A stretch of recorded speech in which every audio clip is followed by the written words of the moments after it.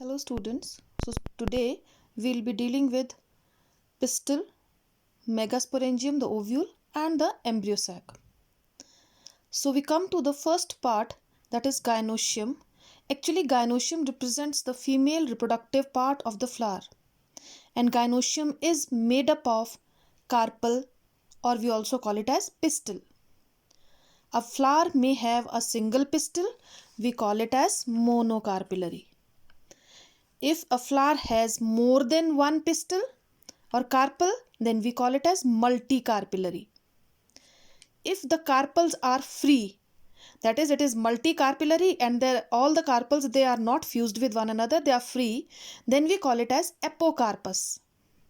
And if the carpels, they are fused together and outwardly we are just able to see a single carpel, then we call it as syncarpus. Syn means fused and apo means free.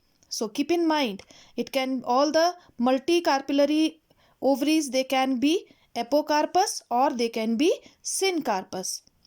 Each pistil has three parts: stigma, which is quite flat one, which is the landing platform for the pollen grains. Then the style, which is elongated part and it is below the stigma, and the basal swollen portion, which we call as ovary. Now inside the ovary there is present placenta. Placenta is a white cushiony tissue on which there are attached embryo sac, or we also call them as ovules. As you can see in this diagram here, the flat portion is stigma, the cylindrical portion is style, and the swollen portion is ovary. And inside the ovary you can see there is presence of placenta, and on this placenta are present the attached ovules. Now this topic about placentation, that is, we are talking about placenta, that topic we have dealt in +1 syllabus. So you can refer back if you don't remember it, what is placenta and what is placentation. Now the number of ovules, they may vary inside a ovary. It can be one, as in case of wheat or rice, or there can be many, like in case of papaya, watermelon, orchids, etc. Now megasporangium or ovule, it is a small structure and it is attached to the placenta by a stalk that is known as funicle. Now the region of the ovule where the stalk or the funicle is attached is called hilum. So funicle is stalk of the ovule and hilum is the place where this stalk or the funicle is attached with the ovule. Now each ovule is covered by integument outwardly, and it covers the whole ovule except for one place, that is at the tip of it, where there is a small opening, and this opening is known as micropyle. Now opposite to the micropyle is present chalaza. Now enclosed inside the integument is nucellus. Nucellus is a tissue that is laden with reserve food and it helps in development of the embryo. Located inside the nucellus is embryo sac or the female gametophyte. You can see very clearly in this diagram whatever I am trying to explain here, that is stigma, style, and this is the ovary, and inside the ovary here you can see the outer layer is known as integument. The inner yellow portion you can see is the nucellus, and inside the nucellus is present the embryo sac, and the whole thing is known as ovary. Now this portion, it is called as micropyle, and the opposite to it is known as chalaza. Now all these things, they rest on thalamus.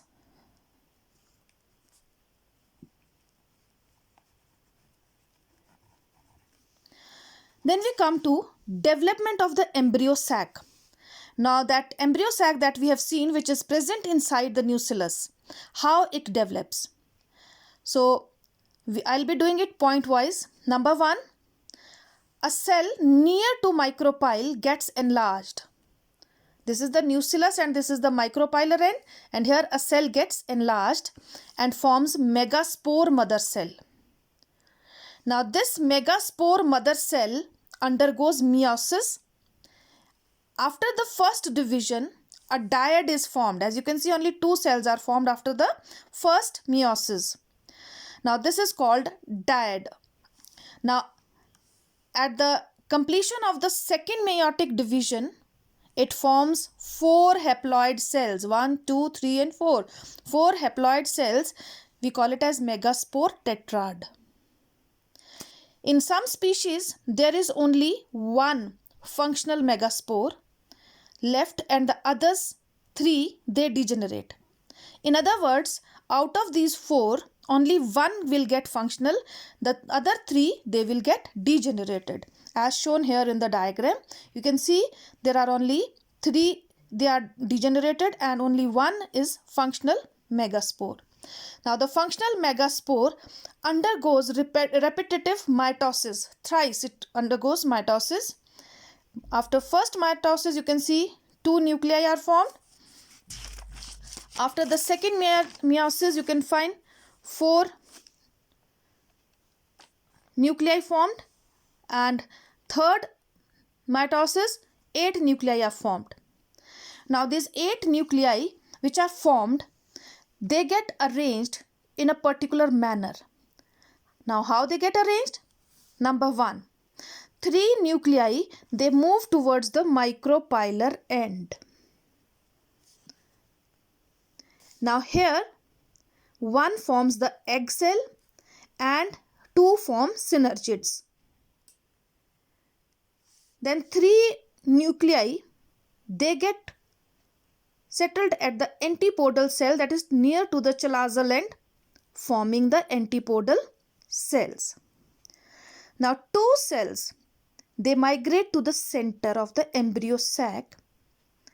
Their membrane covers them, only a single membrane covers them. You can see that there are 2 nuclei and a single membrane is covering. They are not separated. This is very important here, because sometimes we are asked a question about it that discuss that the angiospermic embryo sac is 7-celled and 8 nucleated, and the answer you can find here.